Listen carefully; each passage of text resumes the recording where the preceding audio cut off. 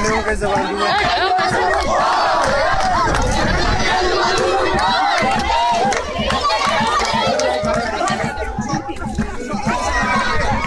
كشان شريف بدو إذا جاب يعني